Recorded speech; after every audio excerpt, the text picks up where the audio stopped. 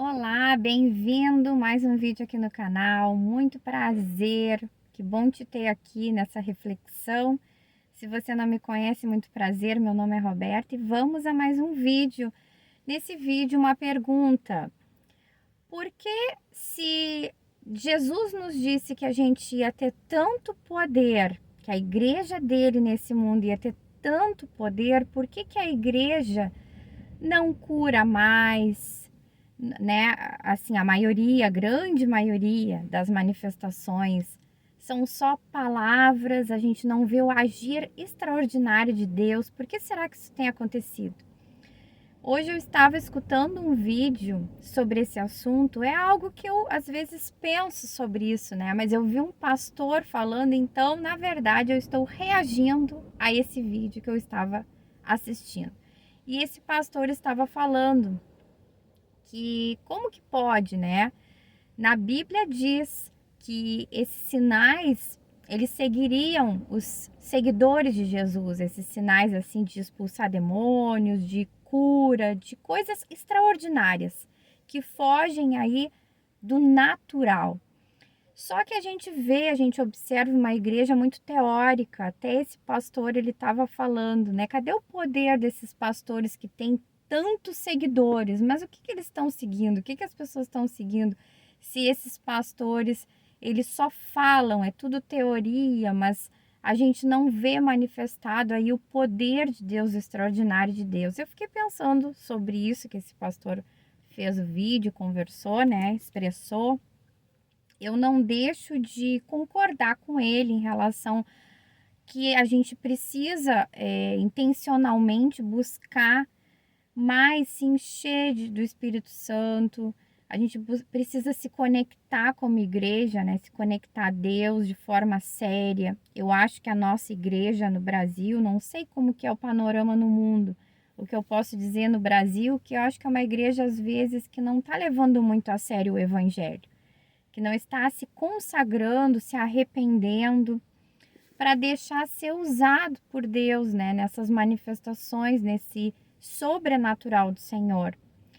Mas eu quero também pontuar com você, colocar uma observação com você, uma coisa que eu penso, dividir com você algo que eu penso, né? Eu acho que na história do cristianismo, na história da igreja, na história do povo de Deus, se a gente pensar assim, até lá no Antigo Testamento, foram marcados por diferentes ciclos a história do povo de Deus.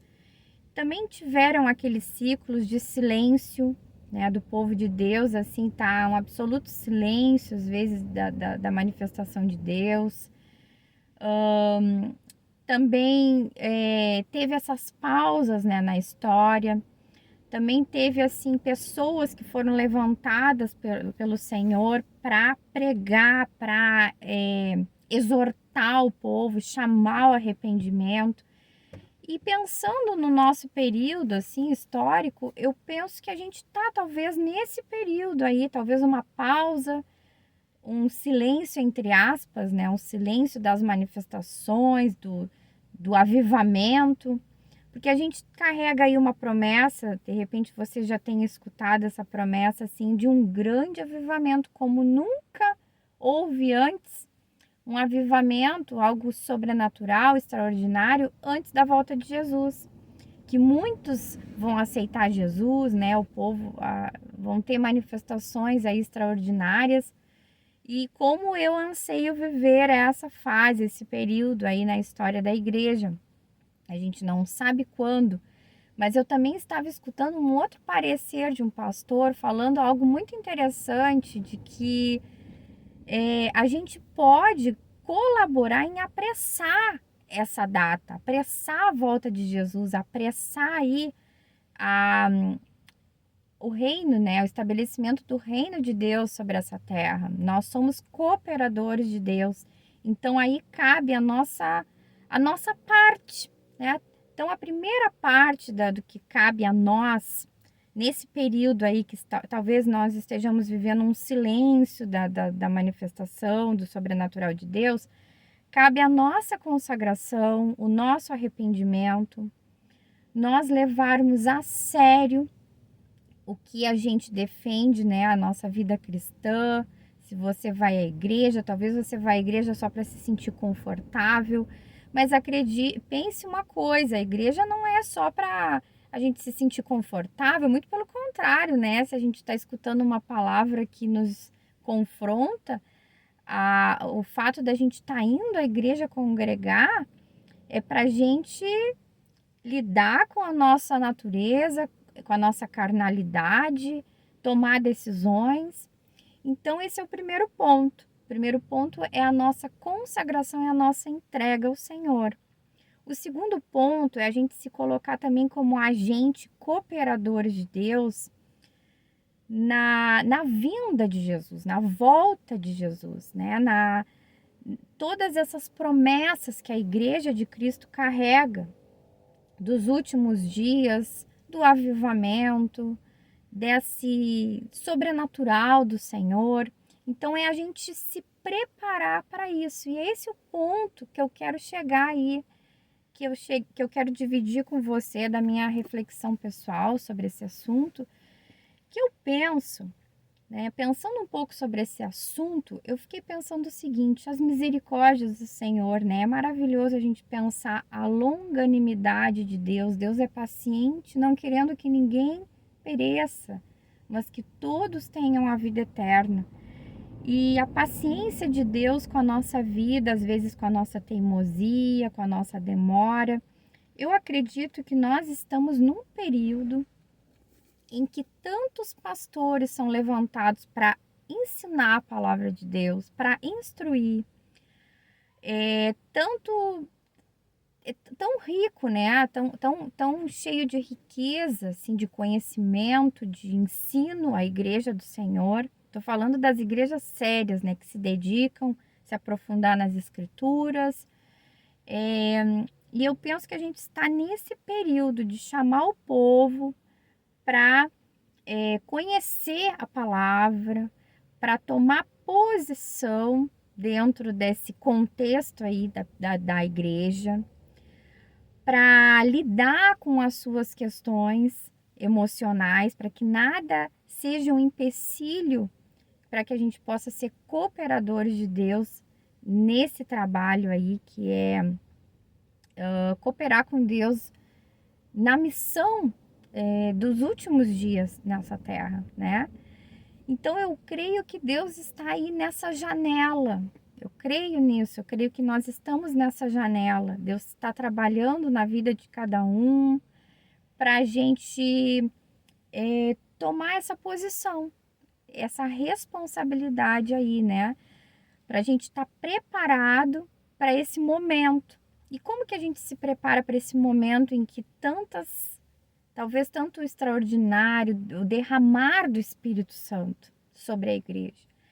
É a gente começar desde agora a se consagrar ao Senhor, com a oração, com o jejum, com o ensino, né, em aprender o que a Bíblia diz, se separar, né? Não basta a gente ir na igreja, porque a palavra também diz, né, que nos últimos dias, quando Jesus voltar, vai dizer, ó, muitos dirão, no teu nome eu fiz tal coisa, eu fiz isso, eu fiz aquilo.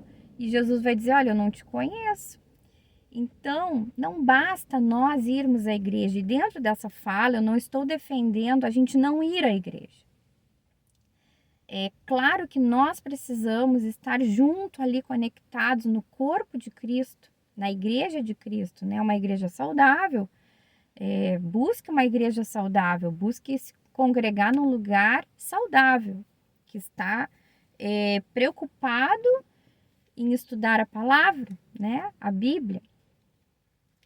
Mas nós estamos, eu creio, nesse período, nessa paciência de Deus, nessa longanimidade do Senhor com a nossa vida, para que a gente se prepare para o que está por vir, que é maravilhoso, derramar do Espírito Santo na sua igreja.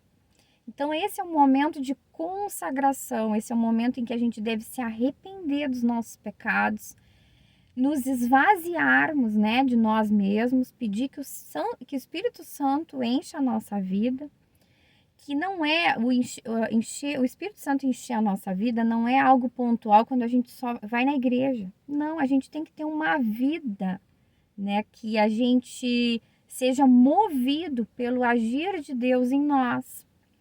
Hoje também eu estava escutando uma palavra bem interessante já de um outro pastor. Eu gosto muito de quando eu tô assim fazendo as coisas assim em casa, tô fazendo alguma atividade, alguma coisa que não precise se concentrar, seja um trabalho manual, eu ficar escutando pregações. Eu gosto muito de fazer isso. Fico com um fone sem fio e fico escutando. E eu escutei um outro pastor falando, né, que a nossa vida não é a gente tomar uma decisão e dizer assim, Senhor, abençoa a minha decisão. Não, a gente deve se consagrar a Deus a tal ponto que o que a gente decida não seja a nossa vontade, seja a vontade de Deus para nós. É que a gente tenha uma conexão tão grande com Deus que a gente entenda qual é a vontade de Deus para nós em cada situação. Então eu creio que a igreja está sendo chamada nesse período, não é um período aí em que Deus nos abandonou. Pelo contrário, tantas pessoas estão sendo levantadas com o ensino. Eu não acho que a gente deva ficar assim, desprezando os dons, né? O fulano, o pastor X, fala isso ou fala desse jeito, não tá bom. Por exemplo, vou dar um exemplo. Tem pastores que falam a palavra de Deus de uma maneira até mais engraçada. Quem sabe vocês já ouviu falar daquele pastor, o Cláudio Duarte, que ele fala muito sobre casamento e ele fala de uma forma engraçada. O que adianta um pastor mais sério criticar o jeito de falar, né? A forma que Deus usa o pastor Cláudio Duarte. Então eu acredito que são várias pessoas com diferentes dons, com diferentes formas de se comunicar. Ou tem pessoas, tem pastor, tem aquele pastor da igreja adventista, acho que ele é pastor, o Rodrigo Silva. Ele é um arqueólogo, ele fala muito sobre história. Essa é a forma que Deus usa ele, né?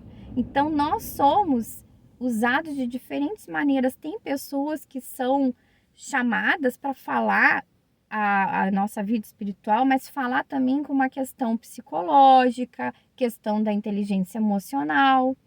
Então Deus tem levantado aí muitas pessoas de diferentes maneiras de falar, com diferentes dons, talentos, para falar numa linguagem diferente ou numa forma diferente, para exortar a sua igreja, para a gente ser curado interiormente, para a gente resolver as nossas questões emocionais, familiares, enfim, para a gente consertar a nossa vida, para a gente ser habilitado, buscar essa consagração, ser crentes maduros, para a gente estar preparado aí quando o Espírito Santo descer sobre a sua igreja. Porque, infelizmente, eu creio que alguns vão ficar de fora dessa coisa maravilhosa que vai ser o Espírito Santo descer sobre o seu povo.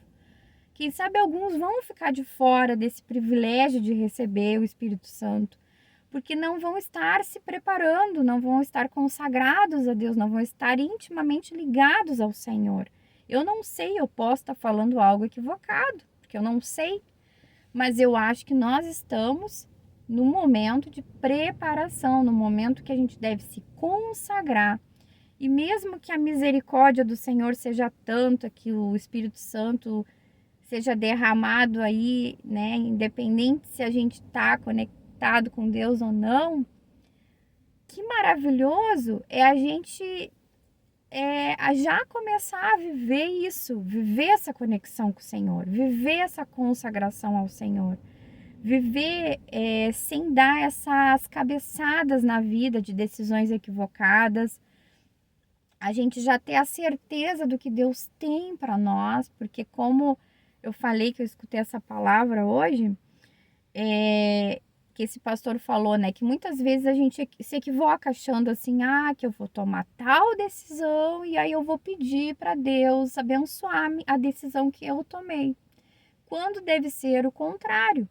nós devemos estar ligados a Deus, sensíveis à voz do Espírito Santo, para a gente tomar a decisão que seja a vontade de Deus para nós, né? Porque aí vai ser uma decisão certeira, né? Sem sofrimento, uma decisão sábia, uma decisão com a bênção do Senhor na nossa vida. Não vamos estar assim sempre dando cabeçada na vida, porque quanto a gente perde tempo, às vezes tomando decisões erradas, a gente sofre, a gente se frustra, a gente cria aquela expectativa e daqui a pouco tem que voltar atrás. Olha quanto de energia é desperdiçado. Então, eu quero te encorajar com essa palavra, eu quero te dizer assim, olha, como eu penso assim para minha vida, né? Deus não se esqueceu da sua igreja. Nós temos tantas promessas maravilhosas, tantas coisas para acontecer do derramar do Espírito Santo. Se consagre ao Senhor. Aproveite esse período aí de um suposto silêncio de Deus para se fortalecer em Deus, se consagrar, se esvaziar de si mesmo. A gente não ser mais pessoas tão carnais, né? Mas nós sermos pessoas espirituais, buscarmos pela espiritualidade, não pela carnalidade na nossa vida, para que a gente esteja preparados, né? Quando Jesus voltar e antes de Jesus voltar esse derramar do Espírito Santo, que eu creio que vai acontecer e eu espero que seja em breve, e a gente pode aí cooperar com Deus em apressar, né? Apressar o derramar do Espírito Santo, tendo arrependimento na nossa vida, fazendo concertos na nossa vida, não levando ali no oba-oba a nossa vida de fé, a nossa vida espiritual, nossa vida cristã, mas que a gente leve a sério esse compromisso que a gente fez com Deus, que a gente aceitou a Jesus, a gente se entregou a Ele, que a gente leve a sério isso. Então, fique com essa reflexão, eu quis dividir aí com você esses vídeos que eu assisti hoje pela manhã, a forma que eu penso sobre esse assunto, eu espero que tenha te ajudado. Abraço e até o próximo vídeo.